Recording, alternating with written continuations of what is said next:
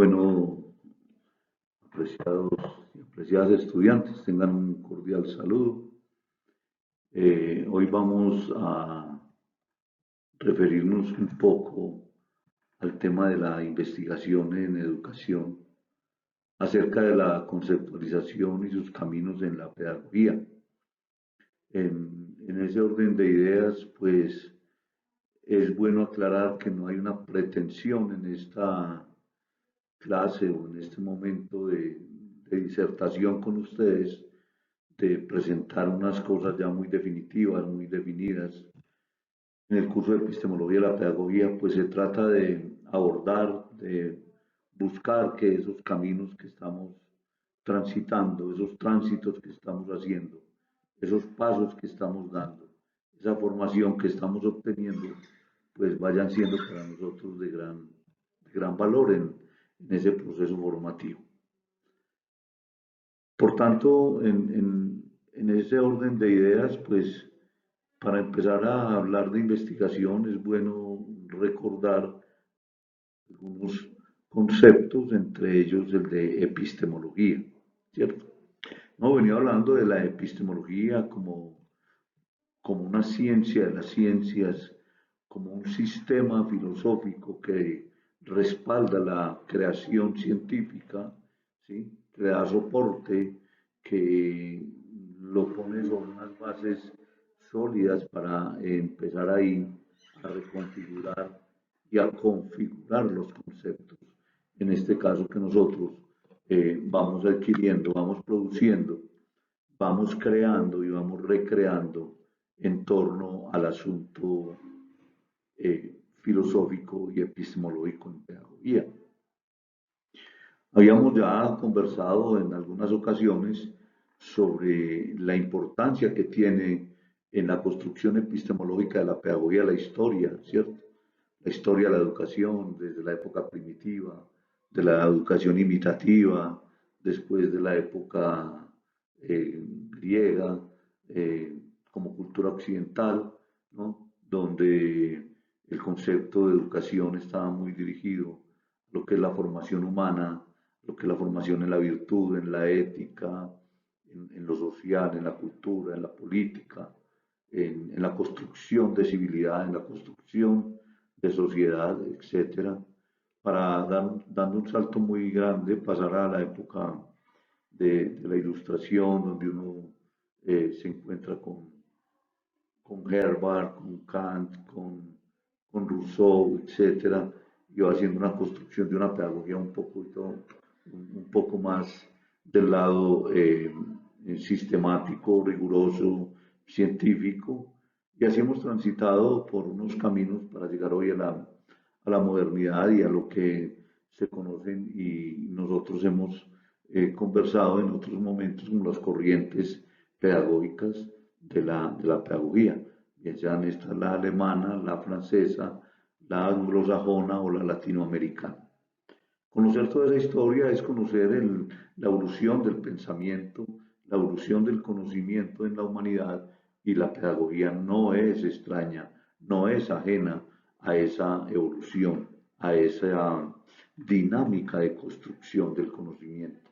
Siempre con esa característica de no pretender ser un asunto acabado, un asunto terminado, sino por el contrario, dejar siempre la puerta abierta para que ese conocimiento pedagógico vaya adquiriendo cada vez mayor movimiento, mayor dinámica, en una relación dialéctica, dialógica del sujeto con los objetos, del maestro con los alumnos, de los maestros entre sí, de los alumnos entre sí, de todos estos con el saber, con el conocimiento, con la ciencia. Entonces hoy en epistemología de la pedagogía nos hemos querido referir un poco más y de manera puntual a ese tema de la investigación. Para ello recordando pues la epistemología como eso que analiza y sistematiza los conceptos, tales como datos empíricos, o sea, provenientes de la experiencia, la verdad, los modelos de verdad que existen, las hipótesis, las conjeturas, las pretensiones, las leyes científicas, las reglas técnicas, o sea, lo que rige, lo que predomina, lo que enmarca la producción de una teoría, de un experimento, algo que se ensaya y se corrige, ¿sí? Que se explica, que se describe, que se interpreta, que se comprende, que se argumenta, que se predice, bien sea un artefacto, un diseño, una producción de una teoría siempre marcada en los principios filosóficos de la investigación.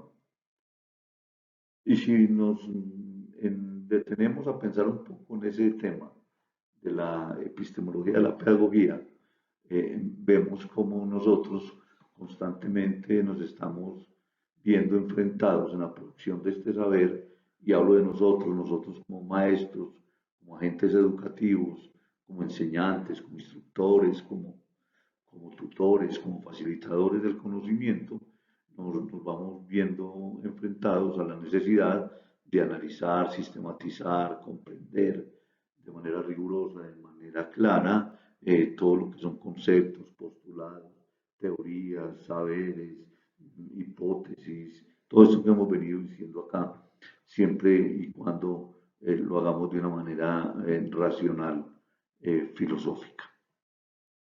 Por eso es bueno entender el el saber como una actividad del hombre, y si es una actividad humana, es una actividad, por tanto, racional. Una actividad racional donde entra en juego el pensamiento, la identificación, la comprensión, la aprehensión, el análisis y la transformación de la realidad, pues a través de ciertas habilidades que los individuos, dentro de nuestras diferencias individuales, lógicamente, tenemos por nuestra inteligencia para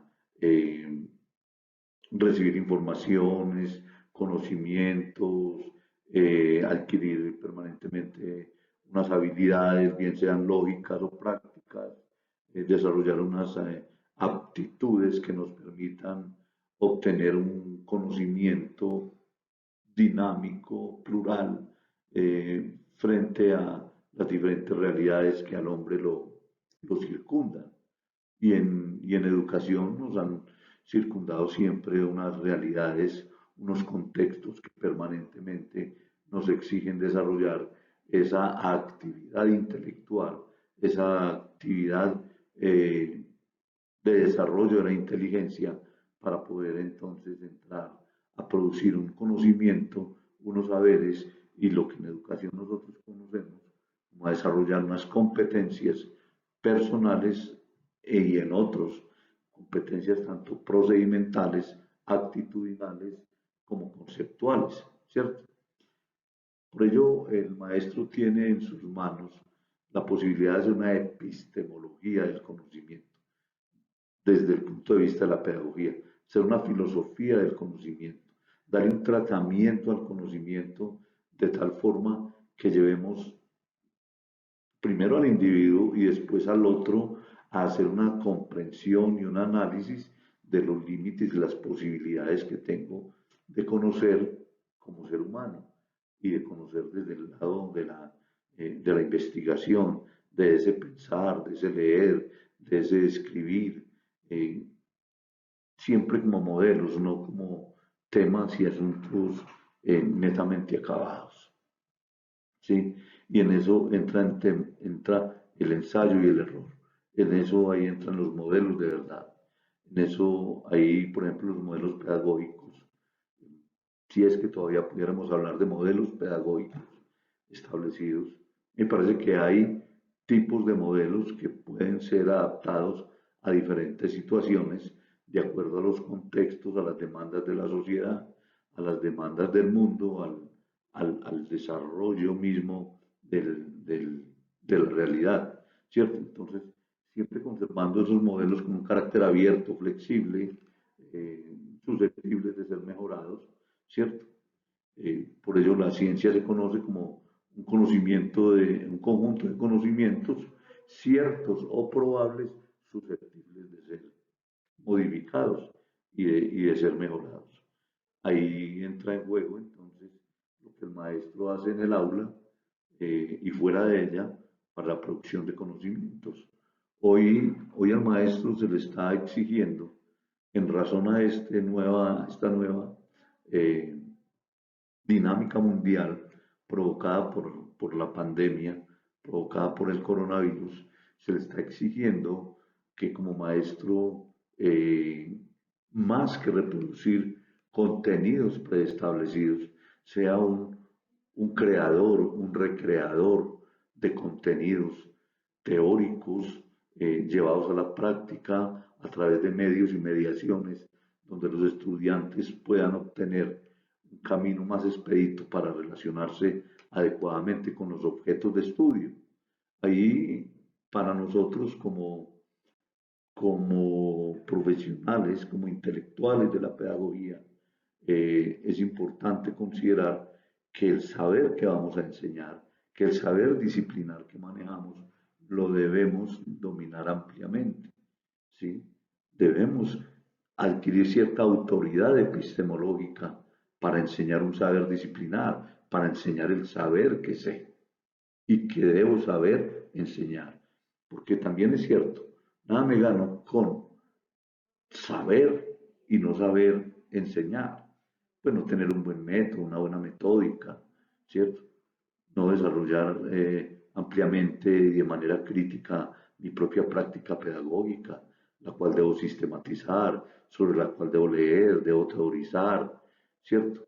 Debo desarrollar como una actividad inteligente a partir de habilidades, destrezas, conocimientos, saberes y puestos en práctica de todas las teorías y todas las discursos que por mi saber disciplinar circulan, en este caso, el tema de la educación física, la recreación y el deporte.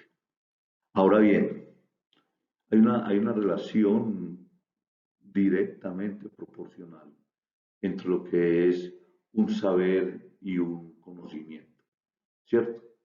El conocimiento, como ya lo decíamos ahora, que es una actividad racional del hombre, se explicita en palabras, en conceptos, en teorías, en postulados, en discursos, y, y va discurriendo como un conjunto de opiniones o proposiciones verdaderas que deben reafirmarse en los resultados. Por eso no son definitivos, por eso no son absolutos, ¿sí? El conocimiento supone una explicación sobre un campo de saberes, reunidos en un conjunto de conceptos, ideas, principios, métodos que sirven para explicar un amplio conjunto de hechos observados. He tomado esto literalmente para que nos pongamos en sintonía con la educación, ¿cierto?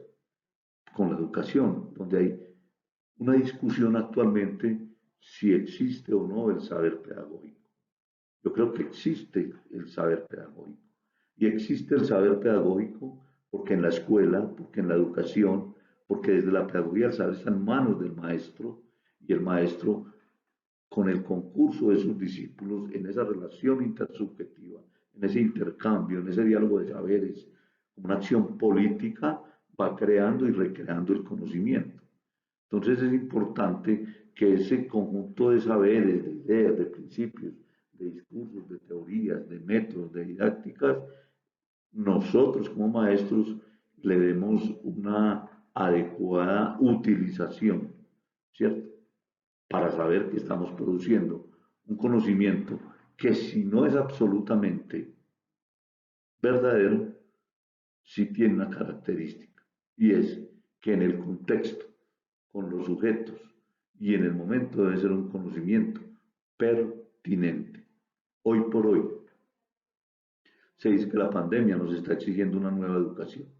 No, la pandemia lo que nos ha dicho es, por favor, hagan lo que siempre debe hacer la educación, háganlo todo, háganlo pronto, háganlo bien, enseñen con vocación, enseñen con amor, enseñen con responsabilidad, denle un carácter intelectual y científico a su labor de docente. El docente no puede seguir siendo un funcionario del currículo. un desarrollador de cartas descriptivas, de programas, de planes.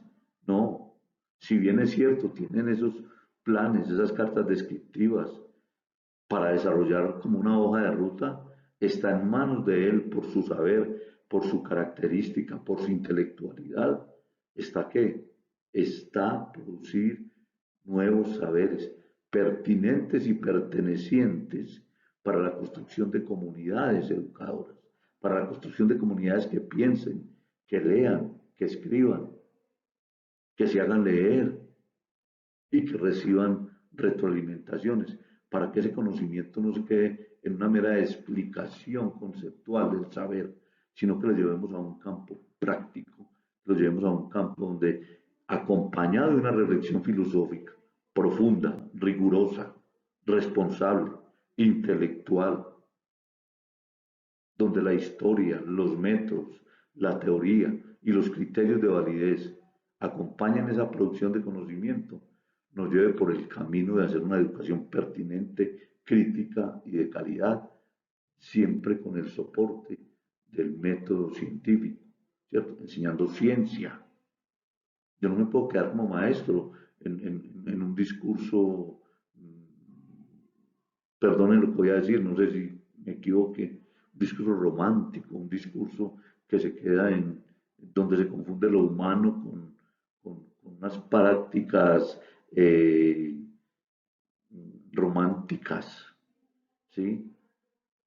No, queramos la educación, queramos los niños, queramos la pedagogía, amemos todo, pero también amemos en la misma proporción la ciencia, la producción de conocimiento, el pensar, el leer, el escribir.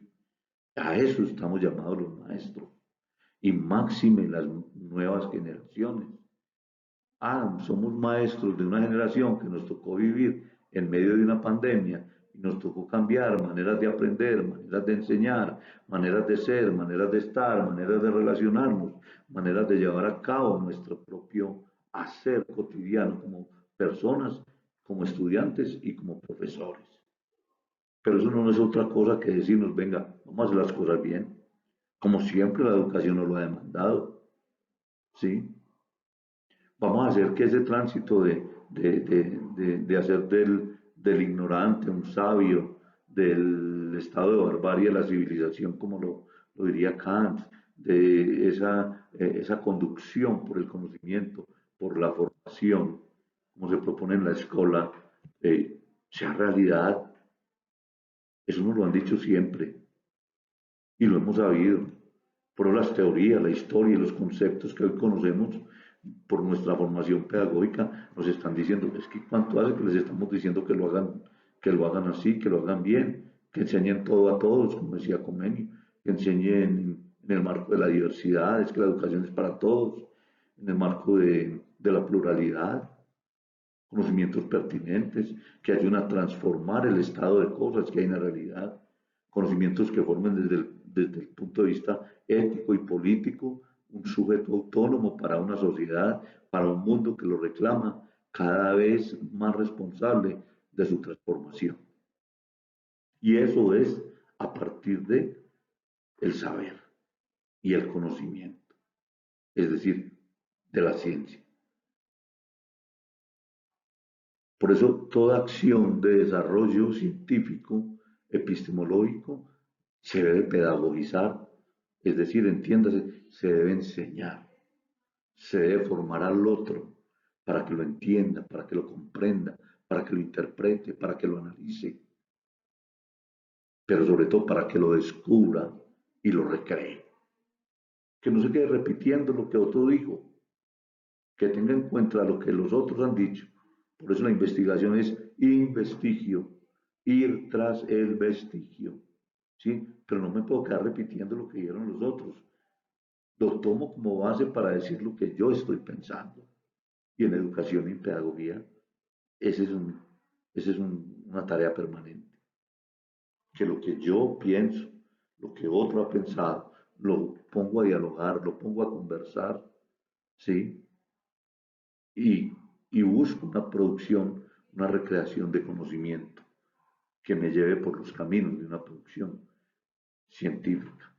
Científica no estoy hablando pues de un asunto que nadie entienda, estratosférico, estrafalario, inalcanzable, no. Mientras más científico, más humano. Mientras más científico, más al alcance de otro. ¿De quién? Del que no sabe. Mi labor de maestro es enseñar al que no sabe. Porque estoy haciendo ahí, ¿qué estoy haciendo ahí? Proceso de humanización de la humanidad, haciendo del ser humano un ser cada vez más humano, entendiendo mi relación con él a partir del conocimiento como pretexto para contribuir al desarrollo de su proyecto de vida humano, personal y social. Aquí pues puse una figurita de Mafalda donde dice, ayer le dije a mi padre que me explicara qué es la filosofía y poco entendemos de filosofía porque la hemos eh, comprendido desde un ángulo como muy etéreo, pero la filosofía es una relación directa con el conocimiento, es una relación directa con el porqué de las cosas, es una relación directa con la razón de las cosas, descubrir el porqué de las cosas. Y es lo que permanentemente nosotros hacemos. Ya estudiar conceptos, sistemas, escuelas, autores, épocas, etcétera, ya es más propio de la formación filosófica como tal. Pero todos nosotros, los maestros especialmente, estamos llamados a hacer una filosofía del conocimiento, ¿sí? A traer ese conocimiento que está por allá como tan inalcanzable, convertirlo en un saber a través del proceso didáctico, entregárselo al otro, que él lo apropie y lo use y lo convierta en una competencia y alcance los logros que se esperan. Ahí es donde está el maestro. El maestro es un filósofo del conocimiento.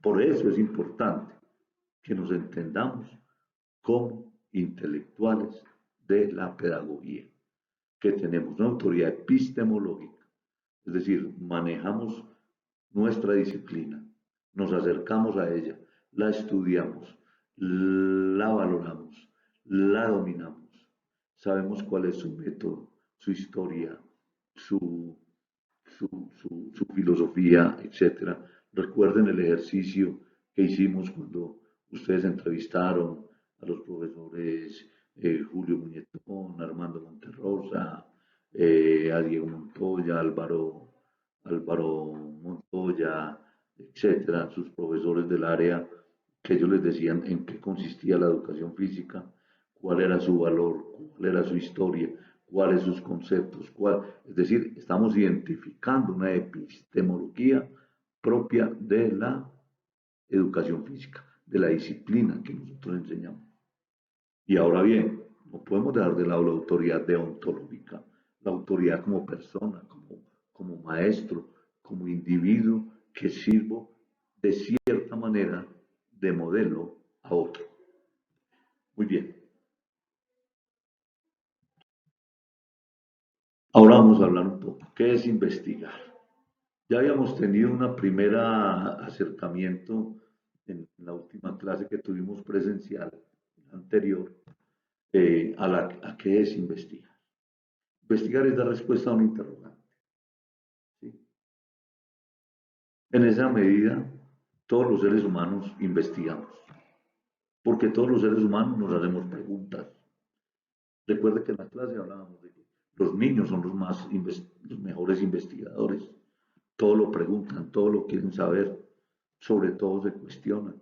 Este aparato por qué funciona así, este juguete por qué funciona así, esto por qué se hace así, por qué vamos a ir allá, etc. Hay que dar respuesta a un interrogante. Y aquí traigo también a colación lo que les decía. Investigar es pensar, leer y escribir. Pensar, leer y escribir. ¿Sobre qué? Sobre los interrogantes que tengo acerca de mi disciplina en este caso. Si, por ejemplo, yo en educación física me inclino por la kinesiología del ejercicio, estoy tratando de acercarme a un ejemplo de su disciplina, de su área, que no manejo ni conozco. Pero bueno, voy a decir, entonces voy a hablar kinesiología del ejercicio. Si usted constantemente se pone a pensar, a interrogarse, a cuestionarse, a buscar bibliografía, autores, a asesorarse con expertos, a conocer otras experiencias significativas, ¿sí? Si está pensando constantemente en eso, si sobre eso lee y sobre eso escribe, invariablemente usted va a terminar siendo un experto en kinesiología, siempre y cuando lo haga como lo hemos dicho anteriormente, ¿sí? Lo decíamos ahora, de manera rigurosa, sistemática y responsable, ¿cierto? Porque estamos buscando producir ¿qué? Producir un conocimiento. Estamos buscando llevar a cabo un conocimiento que voy a aportar al área, a la disciplina, a la sociedad, a la escuela, a la pedagogía, a la enseñanza, al desarrollo mismo del concepto de kinesiología del ejercicio, ¿cierto? Entonces, para ello, ¿qué hago yo? Leo, voy a congresos, foros, conozco gente, voy a buscar experiencias significativas, que estoy haciendo ahí una labor de investigación, estoy haciendo una labor de investigación que constantemente me está inquiriendo, me está pidiendo, me está requiriendo, me está exigiendo un pensamiento serio, responsable, un pensamiento científico. Es que su disciplina es una ciencia y así la tiene que tratar. Y usted tiene que entenderse como maestro, como intelectual de la pedagogía por un lado y de la disciplina que maneja por el otro. ¿Por qué? Porque eso es dar estatus no solamente a la disciplina, sino a la profesión. Y darse estatus usted mismo. No estoy hablando de un estatus social, estoy hablando de un estatus epistemológico científico, de hacer las cosas de manera profesional, profesionalizante. Entonces la investigación me dice constantemente, venga, ¿por dónde va a transitar usted? ¿Qué camino es el que quiere seguir? ¿Por dónde quiere caminar? Mm, ¿Quién lo puede guiar? ¿Sobre qué se quiere especializar, por ejemplo? ¿Cierto? Ahora bien, hay unas prácticas que el maestro desarrolla y que puede ser un proceso inverso, ¿no? A partir de esa práctica cotidiana que yo desarrollo, empezar a construir una teoría. Eso se llama sistematizar la experiencia, que es otra manera de investigar. Pero partió de todas maneras de qué? De un interrogante. Está partiendo de un interrogante, de un cuestionamiento, ¿sí? De una duda, de una sospecha. Y eso lo lleva a qué? Investigar, a buscar antecedentes, a buscar historias, a buscar trabajos anteriores, a mirar teorías, postulados, saberes, discursos, prácticas, experiencias significativas. Y todo eso hacerlo de manera que, insisto en esa característica, sistemática y rigurosa. Para ello debe emplear el método científico, que recordemos, método es una manera de hacer algo, pero recordemos que la investigación se desarrolla a partir del método científico. No me puedo quedar, pensar, leer, escribir. No, a eso le tengo que dar un método, ¿sí? Le tengo que dar un método como orden y superar el conocimiento meramente de opinión, meramente de sentido común. No, hay que como desarrollarse en, en, en un sentido estricto, ¿cierto? Para entender más allá del conocimiento común. Recuerden las primeras clases que dábamos de doxa y episteme.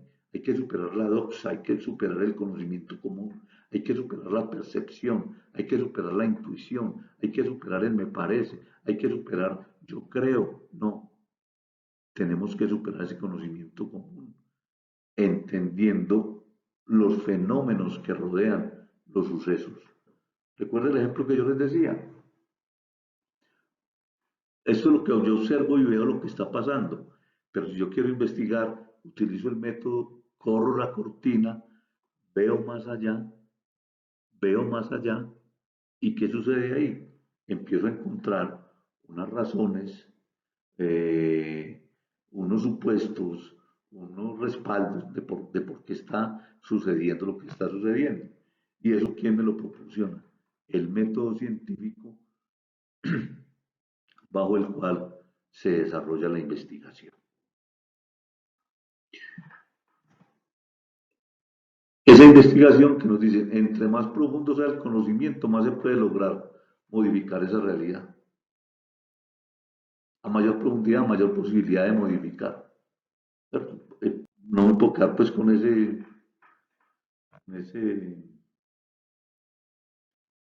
percepción, con ese sentido común, ¿sí?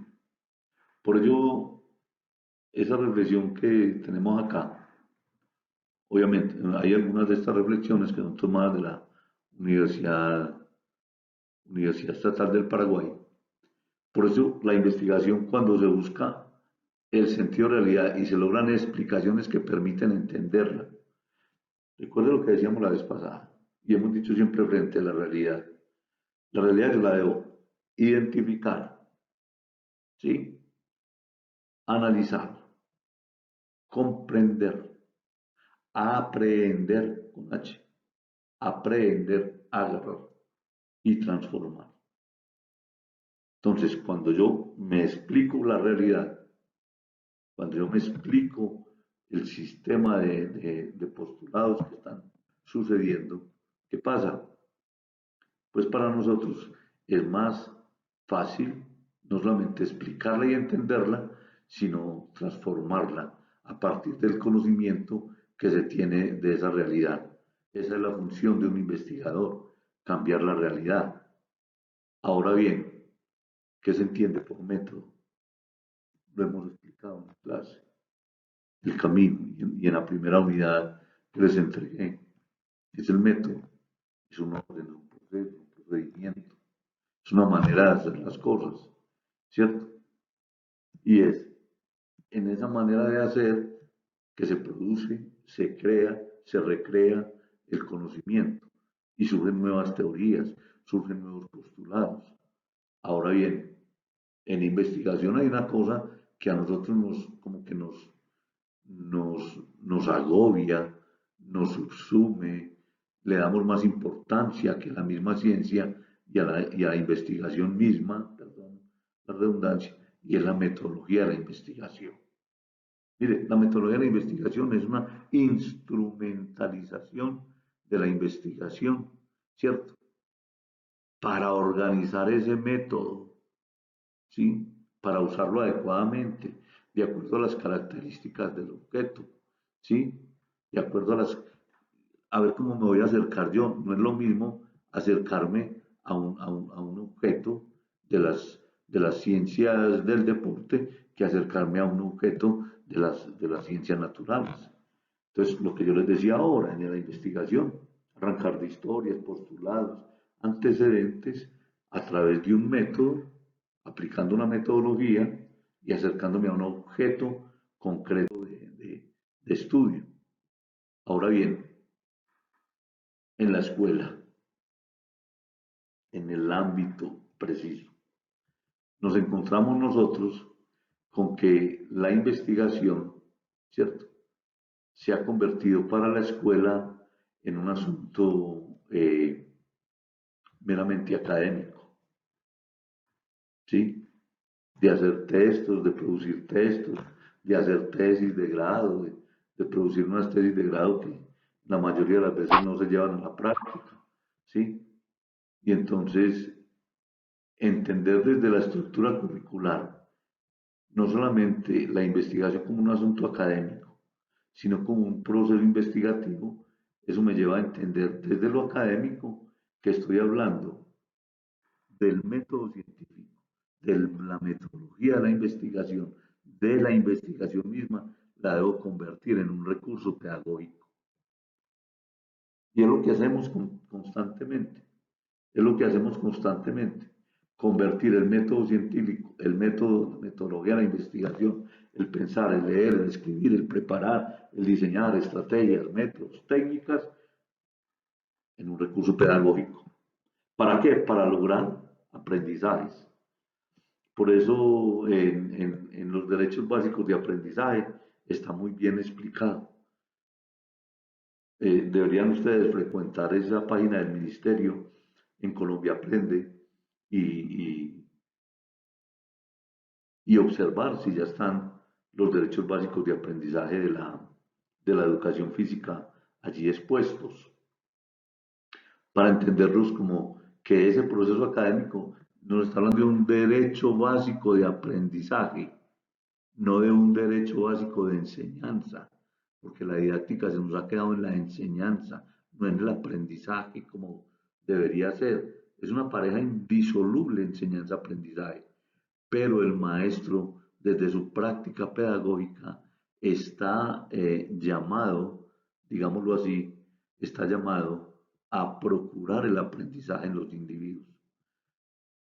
Recuerde cuando hablamos de los 7 saberes necesarios para la educación del futuro, que de ninguna manera son ni una epistemología ni una metodología. No, es una reflexión que hizo Edgar Morin sobre el saber, ¿cierto? Pero que nos surgió una pregunta. ¿Cómo aprende el que aprende? ¿Sí? Eso nos lleva a un proceso investigativo donde nos digan, venga, ¿cuál va a ser el producto acá? ¿Cómo están aprendiendo los chicos? ¿Qué están aprendiendo? Y fruto de esa experiencia y esa sistematización de la misma, yo, yo muestro un resultado, yo muestro un producto, yo muestro un nuevo conocimiento.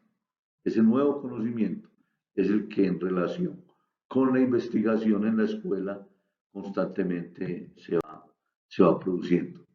Entonces, saquémonos de la cabeza la idea de que investigar es una cosa etérea, dificilísima, para mentes brillantes. No, investigar es una acción humana de pensar, leer, escribir, de dudar, de sospechar, de resolver dudas, inquietudes, problemas. Es que todos podemos investigar.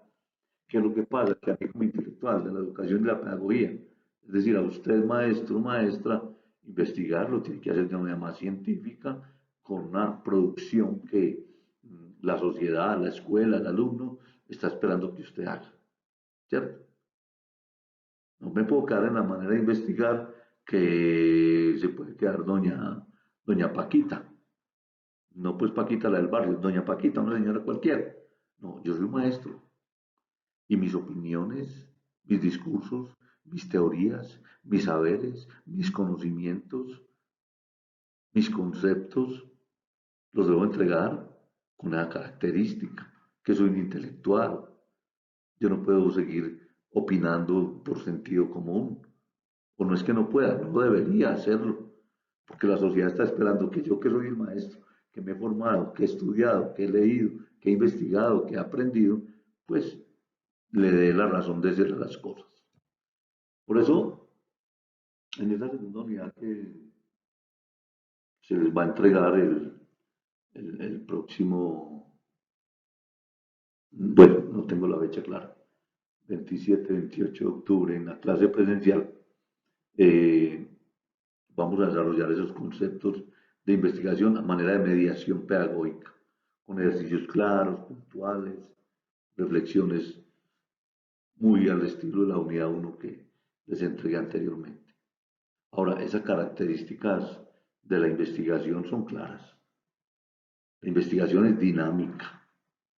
¿Por qué es dinámica? Porque es autocorrectiva, porque es cambiante, porque lo que hoy tomé como hipótesis para desarrollar, al desarrollarla, al verificarla o al comprobarla, es decir, a convertirla en una hipótesis de trabajo, me da como resultado que no es por el camino que yo voy.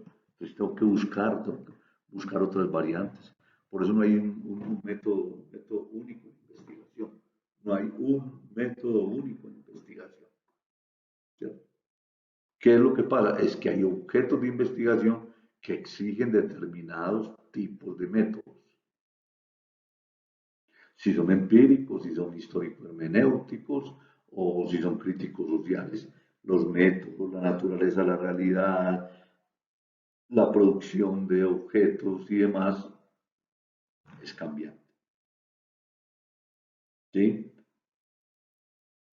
Por eso es una investigación dinámica. Otra característica de la investigación es que es estructurada, es metódica, es procesual. Eso no es a lo que salga. Eso tiene unos pasos, hay unas invariantes del método científico que hay que seguir. Recuérdelos allá en la unidad 1. El método científico tiene unas invariantes: problema, descripción del problema, análisis del problema, teorización del problema, recolección de información y entrega de resultados. Esto tiene una estructura, por eso es científica, por eso es racional, por eso es procesual. Ahora, la investigación debe ser profunda, y más en temas de pedagogía. Es profunda en tanto exige que el conocimiento que allí se produce sea acompañado de unos criterios de validez y verificación propia de los mismos, ¿cierto?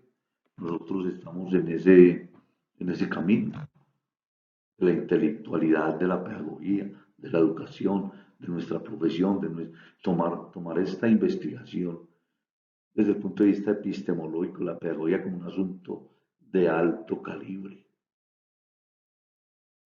Por eso es la importancia de conocer la historia de la educación, los métodos que han surgido, ¿sí? Los criterios de validez que sobre ella se han construido, los que están por construirse, las diferentes corrientes, los diferentes enfoques, las diferentes perspectivas.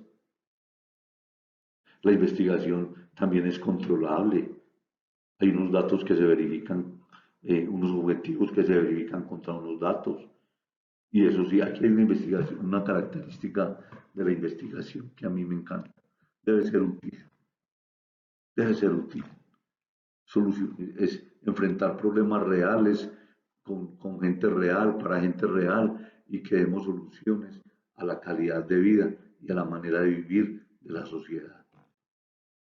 Es decir, la utilidad para mí está en función de que la investigación aporte al desarrollo del mundo, aporte al desarrollo, aporte a cambiar la realidad, ¿sí? Una investigación debe ser original. Y original no quiere decir pues que voy a ver de dónde me la invento, no. Yo puedo investigar sobre lo que otros han investigado, pero voy a dar mi propio enfoque.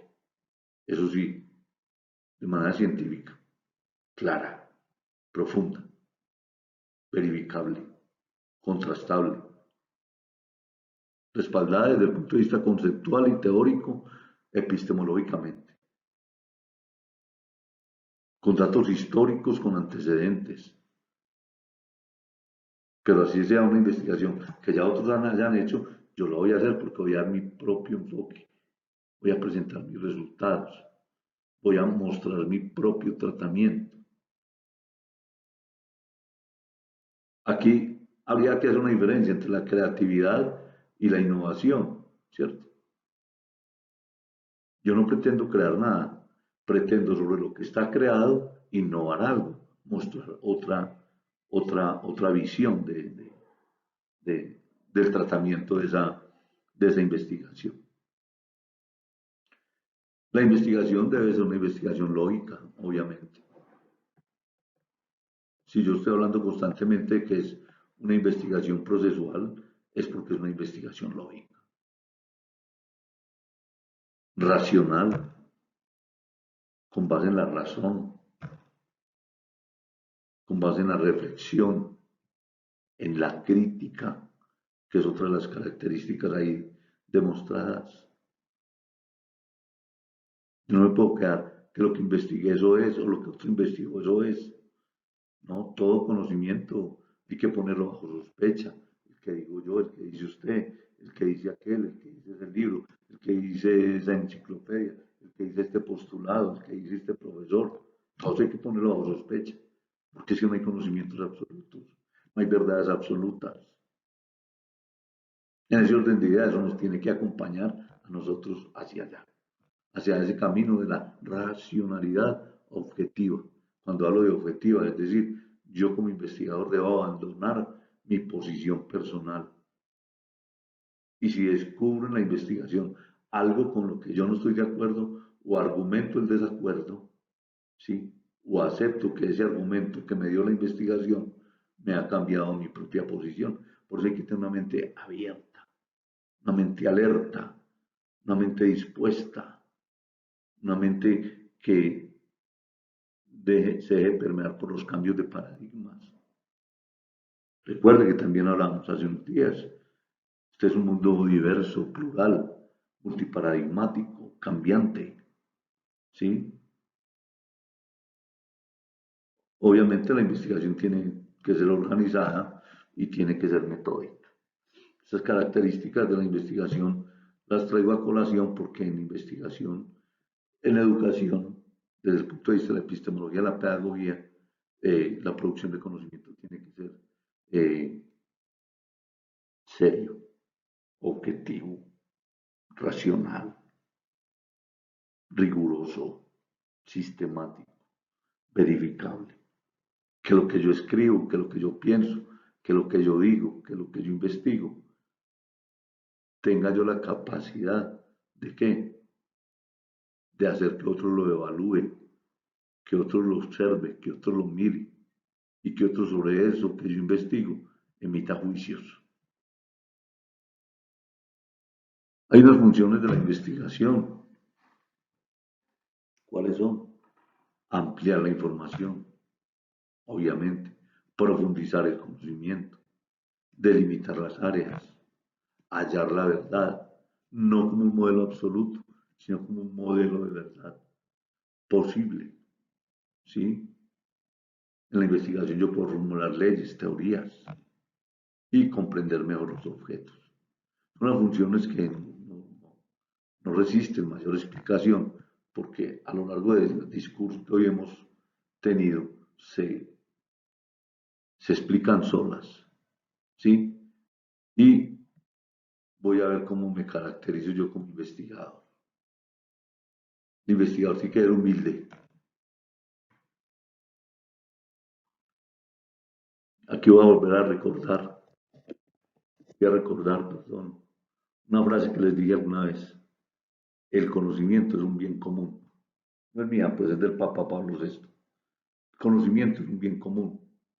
Y sobre todo conocimiento hay una hipoteca social. Lo que yo sé se lo tengo que enseñar a los demás. Lo que yo sé tiene que servir al desarrollo de mi sociedad, de mi entorno, de mi pueblo, de mi municipio, de San Rafael, de Cocorná, del Carmen, de Río Negro, del Oriente, de cualquier parte del país. Entonces un investigador tiene que ser humilde. Y esa humildad me lleva a mí a lo que Sócrates nos decía, solo sé que nada sé. Uno mientras más se da cuenta que no sabe. Por eso la ignorancia no es vaciedad, la ignorancia es llenura. Porque a medida que uno más se da cuenta que no sabe. Y tiene que tener la humildad suficiente para decir, tengo que aprender más. Y mejor, el investigador es una persona ética. No puede andar por ahí, pues, robándose las ideas de otros sin citar los autores, por ejemplo, o presentar unos resultados de la investigación manipulados, ¿sí? Inventarse datos. El investigador debe ser un buen lector, un buen escritor, un buen pensador. Y cuando hablo de investigador, léase siquiera, léase ahí, maestro. Que el maestro es el depositario del conocimiento que se nos ha dado a nosotros compartir. Por eso el maestro es un buen lector. Yo no consigo los maestros que no leen. Y he escuchado frases que me parecen un exabrupto cuando las oigo. A mí me da mucha pereza leer. ¿A quién le cabe eso en la cabeza? Maestro que no lea. Entonces yo les recomiendo, si usted es un maestro que no lee, que le da pereza leer, vaya adquiriendo el hábito de leer. Y si no puede, no se haga maestro, que el que no lee no tiene nada que decir. Y en educación física sí que hay que leer y estar actualizado. y estar a la vanguardia del conocimiento. Ya lo hemos dicho y en la entrevista a los profes nos dieron a entender eso. Esta área de la educación física va más allá de enseñar a brincar, a sudar, a correr, de hacerle culto al cuerpo, a la táctica, a la estrategia deportiva. No, es un pretexto para formar. Por eso hay que leer, para poder analizar, proponer. Si ustedes leen las competencias básicas de un profesional son la analítica, la propositiva, la interpretativa, la comprensiva y la argumentativa.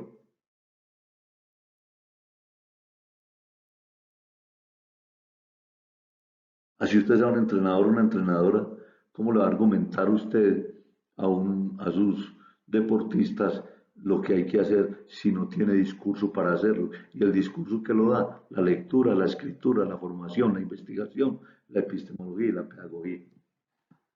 Es como el paquete de UNE, todo viene en una misma bolsa. Ah, lo que hay que saber es interrelacionar esos elementos. Otra característica del investigador es, lo habríamos dicho, argumentativo, tolerante, solidario, coherente. Si yo estoy diciendo, los maestros deben leer, yo tengo que ser un buen lector, tengo que tener un buen bagaje, buen nivel cultural, científico, debe ser riguroso. Uno es investigando ahí de cualquier manera, debe ser preciso, organizado, abierto, flexible, objetivo, la objetivación de la realidad le corresponde a uno como investigador y como maestro. Es no entenderla como me dice mi conciencia de sujeto independiente, no es entenderla como es decir, de manera que objetivo. Yo ser autocrítico,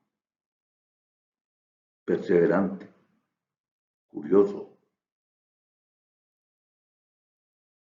lo decíamos ahora, es investigar, dudar, preguntar. En ese orden de ideas, un investigador es autónomo y es creativo.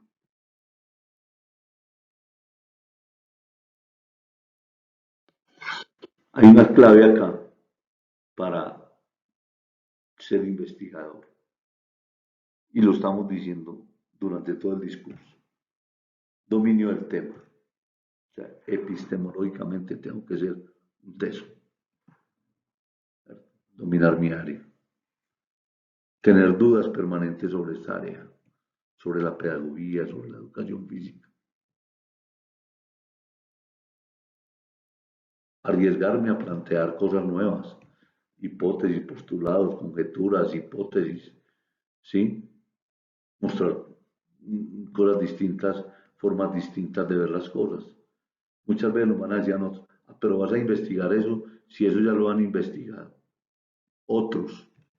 Ahora lo voy a investigar yo, ¿sí?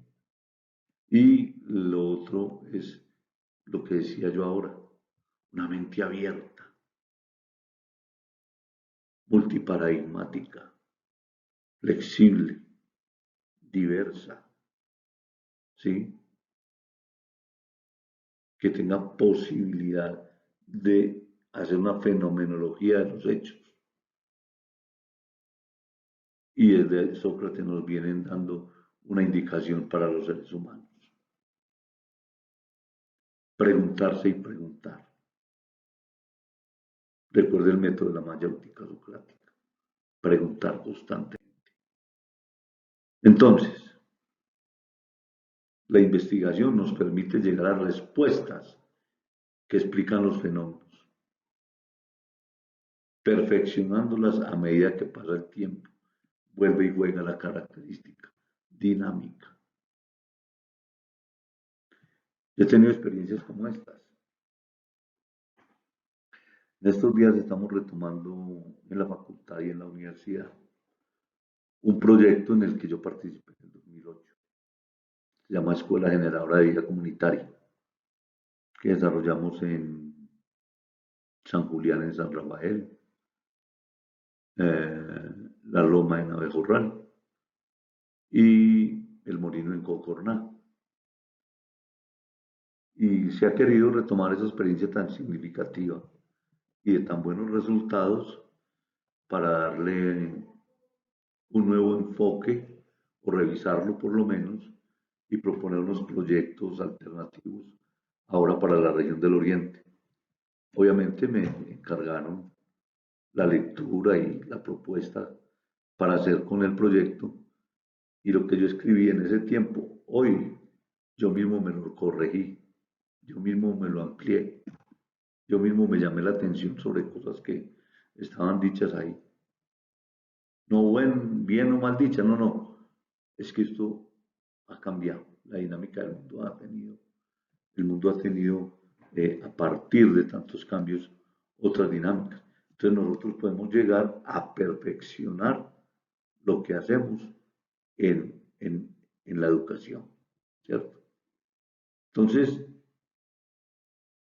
no es que yo vaya a continuar el proyecto o que yo lo vaya a hacer o que yo lo vaya a liderar, no lo sé, pero lo que sí sé es que esa base que hay ahí y que está escrita y documentada, con videos inclusive, que están en las redes, si usted quiere, consúltelo.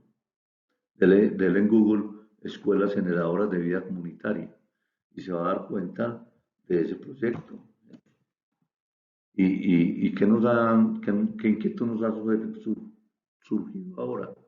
Hacer nuevos planteamientos, hacer nuevos interrogantes, hacer dar unas nuevas perspectivas al desarrollo de la escuela como eje central de la paz, la gobernabilidad y la vida democrática, tan necesaria hoy por hoy.